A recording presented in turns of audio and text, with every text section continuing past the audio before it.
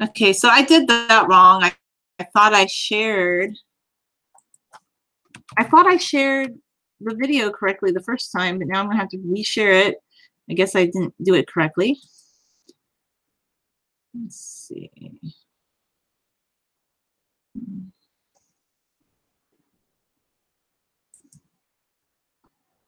Every time I go to share these things on Ancestry, not Ancestry, on YouTube, they don't always show up correctly when I'm doing it myself.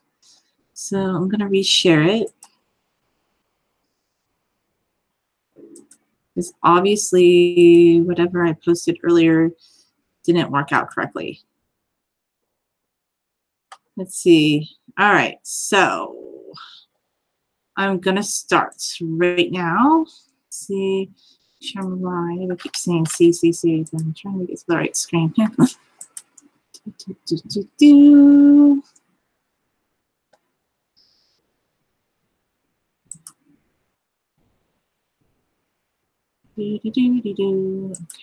get back to the right screen. Okay. I need to fix it so that it's live instead of just being not live. Let's see.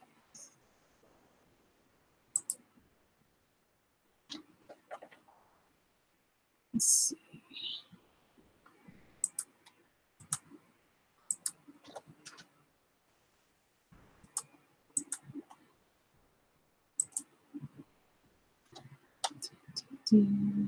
Still trying to get rid of work.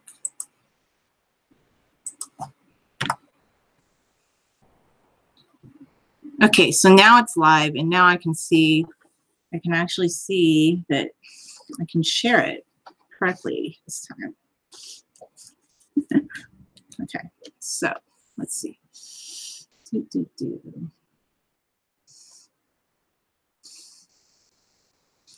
I'll take off these headphones because they're kind of bothering me a bit. So yeah, let me share this live.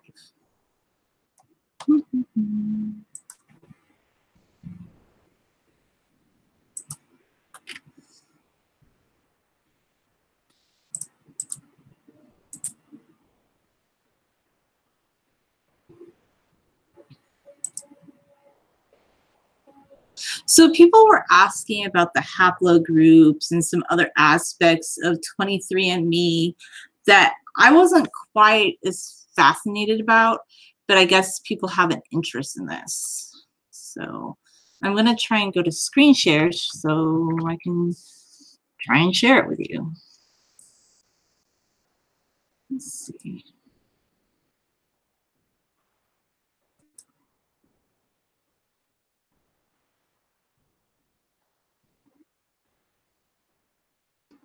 I wasn't as excited by that CBC video that people were citing because it comes from the premise that, oh, like people don't know that these are ethnicity estimates when it says right on Ancestry's website and right on 23andMe's website.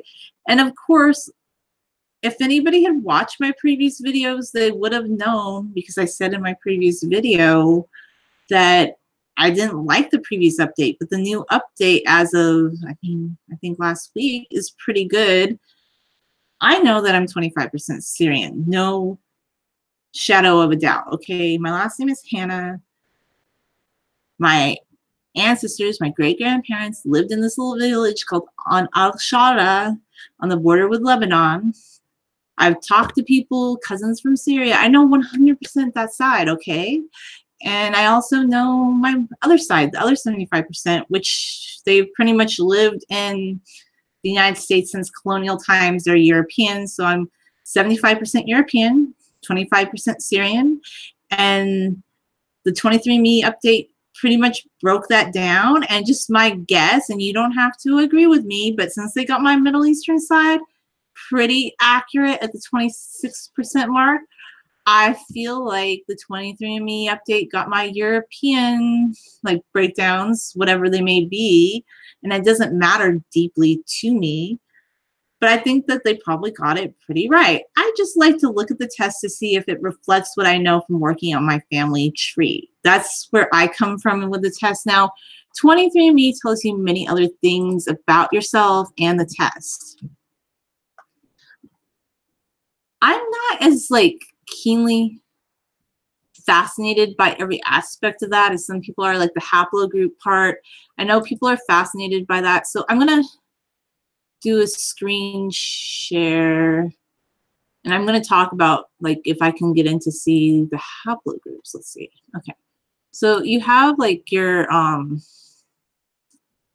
ancestry component where it talks about your ancestry. And I talked about this last week on my video where I was 23.4% Western Asian, 23.2% British and Irish, and 17.6% French and German. And to me, just from what I know, when is the wrong screen again? I don't want that there. Okay. Just from what I know about my ethnic background, that seems pretty accurate. Like if you don't feel like this update is accurate for you, I really don't know what to tell you. You're probably not going to be satisfied with the product, then don't take these tests. Like, it's that simple. If you feel like something will not be accurate, you don't have to spend your money on it. It's just something that I enjoy doing. So people were asking me about the haplogroup. I honestly, well, let's look at ancestry again. Breaks it down a bit more. With 73.1% European and 26% West Asian. My dad's half Syrian. My grandpa was Syrian. Shadow of doubt, no surprise there. Of course, there's going to be a broadly segment of West Asian and North African, but you click here, view report. It says that your likely match is in Lebanon. You click on here. It's the eastern border of Lebanon, where An al-Shara was in Syria. I mean, this is pretty darn accurate. I mean, I don't know how much more in-depth accurate it has to get for me to know that, man, the test did a pretty good job at guessing. Like, so I'm just guessing on my European side is probably pretty good. If you don't think so, then don't spend your money on the test. It's that simple. So it asks things like Neanderthal ancestry. I wasn't as keen on that. Like, Neanderthals were ancient humans who interbred with modern humans before becoming extinct 40,000 years ago. This report tells you how much ancestry can be traced back to Neanderthals. It says that I have 52% more than 23andMe customers. You have more Neanderthal variants than 52% of 23andMe customers. However, your Neanderthal ancestry accounts for less than 4% of your overall DNA. And then I guess it just gives you some of your cousin matches and how you match up with them on Neanderthal variants. I wasn't as interested in that. I don't know. I just don't personally think about the Neanderthal component. I was interested in my more recent DNA, like just to see how it like showed where my family came from in more recent times.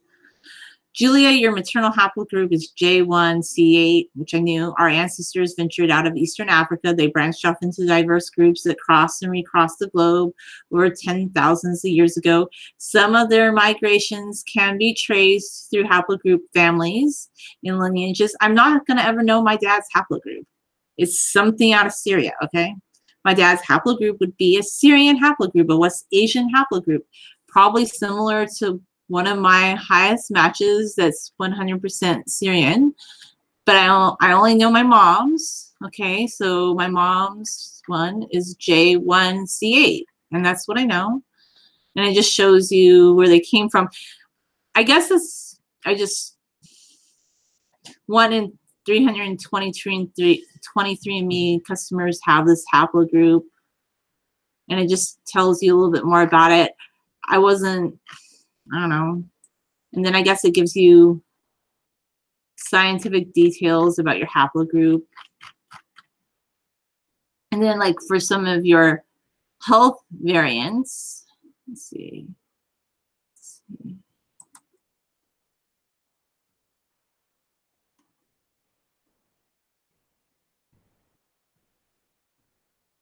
It just tells you things like about your carrier statuses, and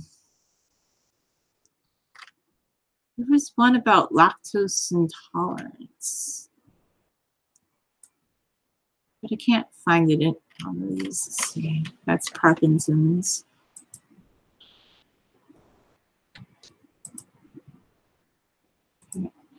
So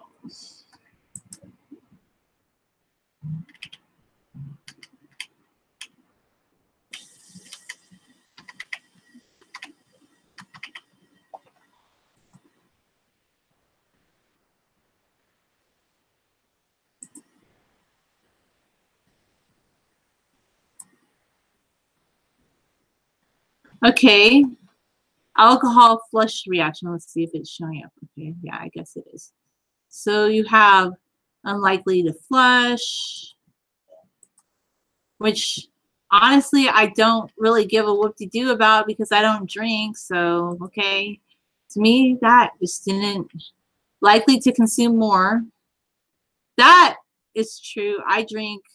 23andMe research participants of your genetic result who consume caffeine regularly drink a bit more. That I knew, right? And then next, let's see the next one. Lactose intolerance. So this one, it just says likely intolerance. So that was my result for the 23andMe update. And I will just stop sharing. And then, anyway, thanks for watching.